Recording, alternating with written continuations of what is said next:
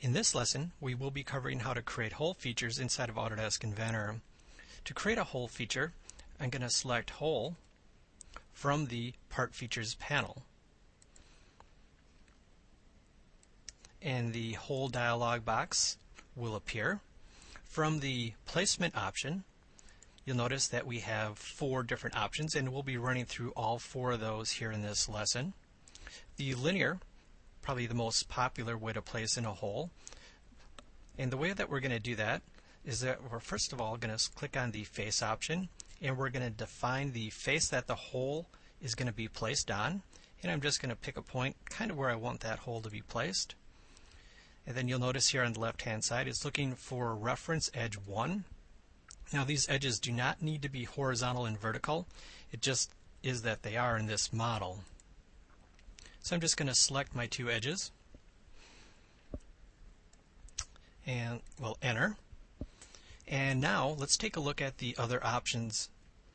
So we have 4 different hole types: a straight drilled through, a counter bore, and inside this dialog box I can go back and I can change the values right here, and you'll notice that the image is updating to reflect the values that I'm placing in. So I can get a pretty good idea what's going to happen before I actually create that. The third hole type is a spot face. And the difference between a counter bore and a spot face, you'll notice that the distance here, the 8 millimeters in this case, is being driven from the bottom of the flat of the hole to the bottom of the counter bore itself. Then we have a countersink. Again, same exact scenario, type in the values that you want here. The drill point for the drill. Do you want the hole to be flat or bottom out? Or do you want it to be with a point? And of course you can define that. And then we have some termination options. And again, we'll roll through all 3 of those here in this lesson. Now down at the bottom, we have a couple different ways of creating that. It can be a simple hole. So in this case it would just be straight through. Or it can be a clearance hole. And with the clearance hole, what we're going to do is define the standard that the hole will be placed around or based on, the fastener type. So in this case, if we were going to do a hex head cap screw, the size, we'll do an M6, and then you can determine which fit do you want. And let's go ahead and click on OK to define that hole. And you'll see that it didn't go all the way through, so let's go ahead and edit that.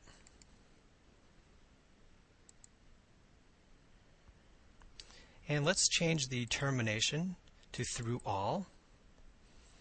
And let's also change the tapped, or the hole to a tapped hole. So the same scenario that we did with the previous hole type, we can define the thread standard. So in this case, let's change it to an ANSI. And the size, let's change it to a 1/4. And the UNC, let's do a fine thread. And of course you can designate the class, and should the direction be left or right-handed, go ahead and click OK. So as I spin this around, you'll notice that the hole now goes all the way through. And if I zoom up tight, you'll see that a bitmap image has been applied, so I can visually look at that and know that it is a tapped hole. Let's go back and place in another hole. And in this case, I want to do a concentric hole. And concentric is pretty familiar with the, or pretty similar to the linear hole. I'm going to select a plane to start. And then the concentric reference, I'm going to select either the edge or a face that's circular, and it will center it. And in this case, let's do the 2 option, and I'm going to terminate that hole right on this face. And let's take the drill point so it's flat, and let's say OK. It says that it can't do that, so let's go back and edit that.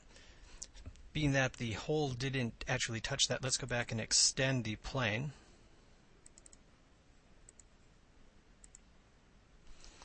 And now let's verify that our results actually happen correctly.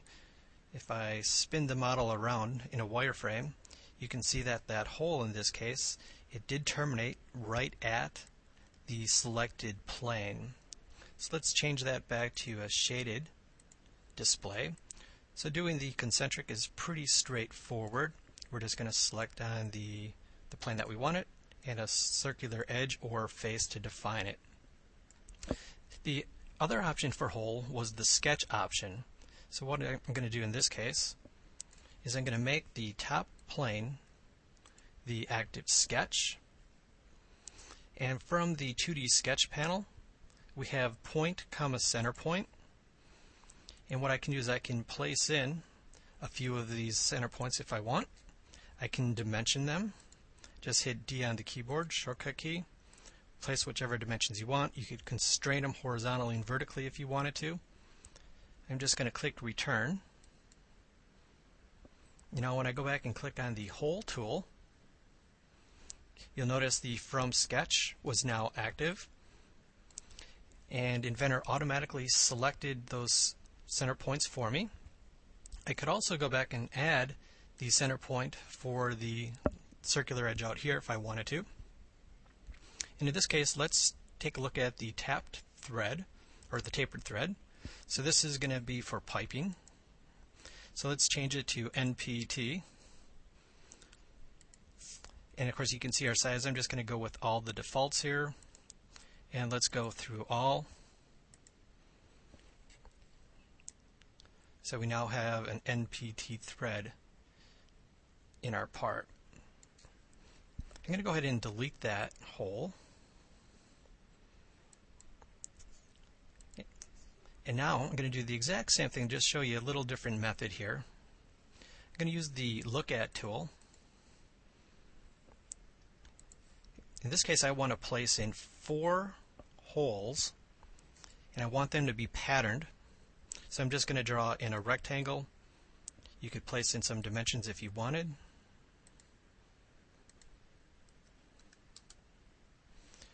That's all I'm going to place in here for now.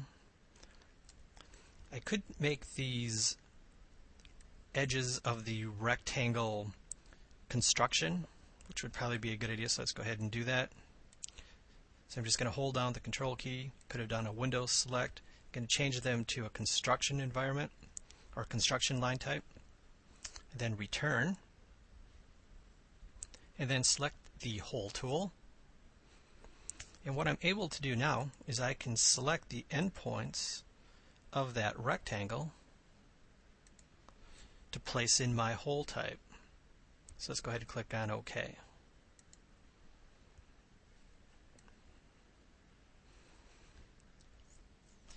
Again, we can go back and edit that hole. If I want that to go through all. And in this case, let's make it a counterbore.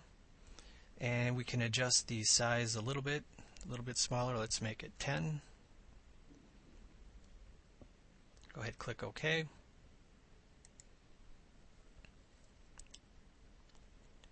To place in my counterbore holes on all 4 edges there. The last hole type that we have is going to be on point. So what I have here in my model is I have a work point that was placed right at the intersection of those edges on the right side. And then I have a work axis defined for the direction. Work features will be covered in an upcoming lesson.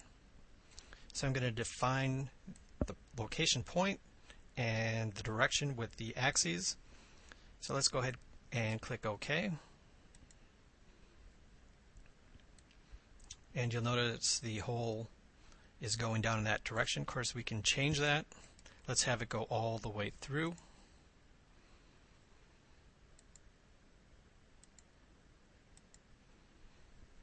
Spin the model around. and the hole is definitely right in the middle of that work axis. Now the nice part by doing that, if I went back and edited the base extrusion, and let's make that 25 millimeters, you'll notice that the hole is still perfectly aligned between those two edges.